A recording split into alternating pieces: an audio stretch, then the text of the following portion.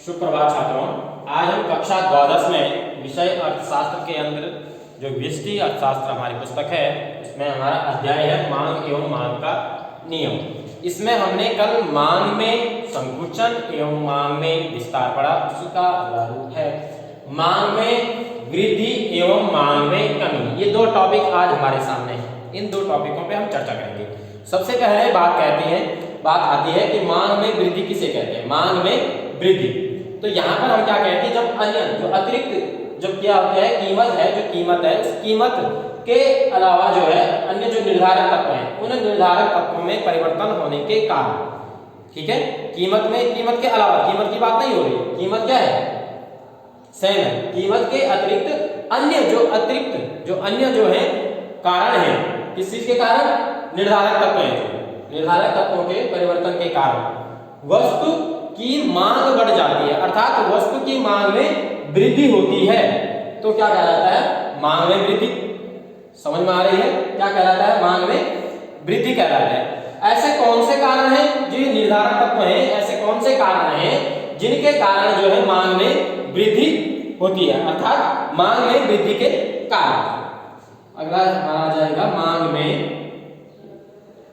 वृद्धि के कारण, यानी कि ऐसे कौन सी चीजें हैं जिनके कारण जो है मांग में वृद्धि होती है, मांग में वृद्धि होती है। तो इसमें सबसे पहले अगर हम देखते हैं तो जब क्या होता है उपभोक्ता की आय में वृद्धि होती है, क्या होता है, आय में वृद्धि, उपभोक्ता की आय में क्या होती है, वृद्धि होती है। अर्थात उपभोक्ता की अगर आय ज्यादा होगी तो स्वतः है उसकी मांग भी बढ़ जाएगी, पैसा ज्यादा होगा तो खर्च करेगा ना वो कहीं ना कहीं, सीधी सी बात है, ठीक है। तो सबसे पहले बात है कि उपभोक्ता की आय में वृद्धि। दूसरा आता है इसमें उपभोक्ता की आय हो गई, अगर अब आय में वृद्धि होने के कारण जो है मांग में भी वृद्धि होती है। दूसरा आता है हमारा कि जब प्रतिस्थापन जो वस्तु है, प्रतिस्थापन वस्तु की कीमत में वृद्धि, क्या आता है, प्रतिस्थापन वस्तु की कीमत में वृद्धि, अर्थात प्रतिस्थापन वस्तु माना चाय और कॉफी, प्रतिस्थापन है एक दूसरे के, ठीक है, उसकी कीमत में वृद्धि होती। माना चाय की कीमत में वृद्धि होगी तो कॉफी की मांग बढ़ेगी, या कॉफी की कीमत में वृद्धि होगी तो चाय की मांग बढ़ेगी। अगर प्रतिस्थापन वस्तु है उसकी कीमत में अगर वृद्धि होती है तो स्वतः है वस्तु की अगली वस्तु की मांग में क्या होगी, वृद्धि होगी। तीसरा कारण मांग में वृद्धि का जो तीसरा कारण है वो कारण आता है कि पूरक वस्तु, जो पूरक वस्तु है, पूरक वस्तु की कीमत में कमी, यानी कि जो पूरक वस्तु है उस पूरक वस्तु की कीमत में कमी के कारण, पूरक वस्तु यानी कि माना गाड़ी है और पेट्रोल है, एक दूसरे के पूरक है। अगर गाड़ी सस्ती हो गई और पेट्रोल महंगा है, गाड़ियां सस्ती मिलने लगे तो लोग गाड़ियां खरीदेंगे, तो स्वतः है कि पेट्रोल की कीमत महंगी होने के बावजूद भी पेट्रोल की मांग बढ़ जाएगी, अर्थात पेट्रोल की मांग में वृद्धि हो जाएगी स्वतः, ठीक है।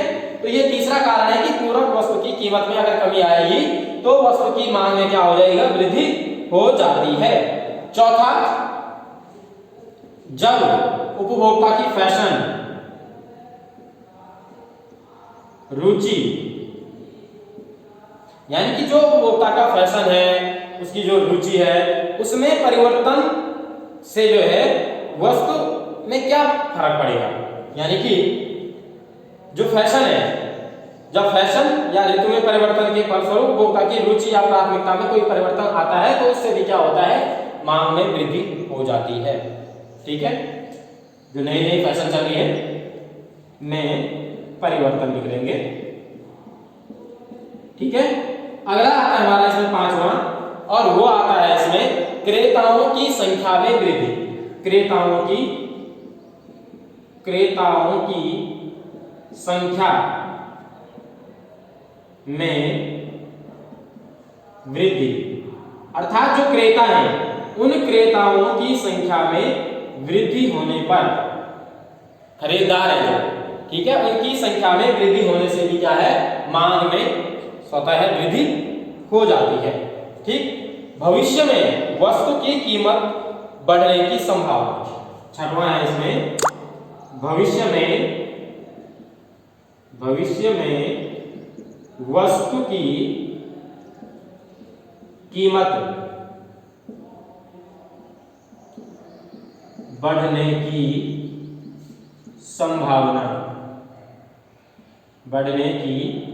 संभावना, अर्थात भविष्य में अगर वस्तु की कीमत की बढ़ने की संभावना है तो भी मांग में वर्तमान में क्या हो जाती है, वृद्धि हो जाती है। यानी कि लोगों को लगेगा भविष्य में भाई रेट बढ़ने वाला है, तो अभी से वो उसका भंडारण करना शुरू कर देते हैं, अर्थात अभी से उस चीज की मांग होनी शुरू हो जाती है, अर्थात मांग में वृद्धि हो जाएगी। और अंतिम कारण इसमें आ जाता है कि जब भविष्य में अगर उपभोक्ता को ये लगे कि उसकी जो आय है उस आय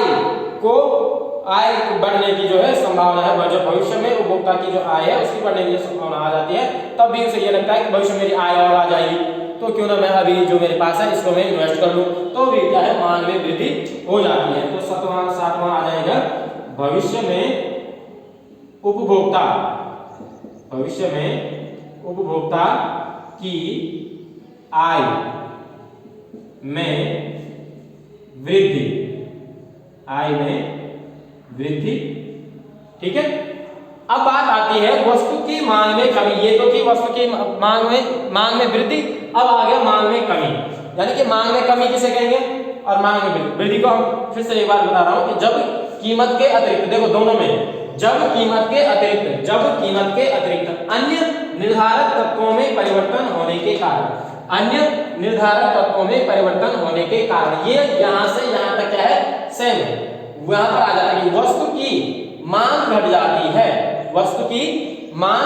इतना सा चेंज है, वस्तु की मांग घट जाती है तो मांग में कमी, और यहां आ जाएगा कि वस्तु की मांग बढ़ जाती है तो वस्तु की मांग में वृद्धि होने के कारण मांग में वृद्धि कहलाती है। ठीक है, वृद्धि और कमी दोनों अंतर समझ में आ गया। अब इसके भी सेम वही है, मांग में कमी के कारण, यानी कि जो इसके कारण है, कारण इसके भी वही है, इसके भी क्या है कारण वही है, यानी कि मांग में कमी के कारण। अब कमी के कारण की जब हम बात करेंगे तो सबसे पहले यहाँ क्या है, आय में वृद्धि है, तो यहाँ पे क्या आ जाएगा, आय में कमी। ठीक, यहाँ आ गया प्रतिस्थापन वस्तु की कीमत में वृद्धि, तो यहाँ आ जाएगा कमी। ठीक, पूरक वस्तु की कीमत में कमी, तो यहाँ भी वही आ जाएगा, पूरक जो वस्तु है, पूरक वस्तु की जो कीमत है उसमें क्या हो जाएगा यहाँ, ठीक इसका उल्टा वृद्धि। फैशन और रुचि में परिवर्तन, यहाँ भी सेम आ जाएगा, फैशन और रुचि में परिवर्तन। क्रेताओं की जो संख्या है उस संख्या में यहाँ क्या है, वृद्धि है, तो यहाँ क्या आ जाएगी, क्रेताओं की संख्या में कमी। भविष्य में वस्तु की कीमत बढ़ने की संभावना, और यहाँ क्या है, यहाँ कीमत बढ़ने की संभावना है, यहाँ कीमत में कमी की संभावना है। यहाँ आय में क्या है, वृद्धि की संभावना है, और यहाँ आय में कमी की संभावना है। अर्थात मांग में वृद्धि और मांग में कमी की जब हम बात करते हैं कारणों में, तो दोनों के कारण, तो टॉपिक वही है, इन्हीं टॉपिकों में हमने क्या करना है, यहाँ वृद्धि कर देनी है, यहाँ कमी कर देनी है। ठीक उल्टा एक दूसरे के विपरीत है कारण, एक दूसरे के क्या है, विपरीत कारण है। तो यही जो टॉपिक है, यही टॉपिक आप यहाँ भी लिख देंगे। इतनी बात समझ में आ रही है? ठीक, आज के लिए आपके पास इतना ही है। इसमें आपके पास प्रश्न ये भी आता है कि मांग में वृद्धि एवं मांग में विस्तार में अंतर, या मांग में कमी व मांग में संकुचन में अंतर लिखिए। तो ये आपको संकुचन भी मैंने पढ़ा दिया, मांग में वृद्धि भी पढ़ा दिया, मांग में कमी भी पढ़ा दिया, मांग में विस्तार भी पढ़ा दिया, यानी कि विस्तार और संकुचन, वृद्धि और कमी, ये चार चीजें हम इसमें क्लियर कर चुके हैं।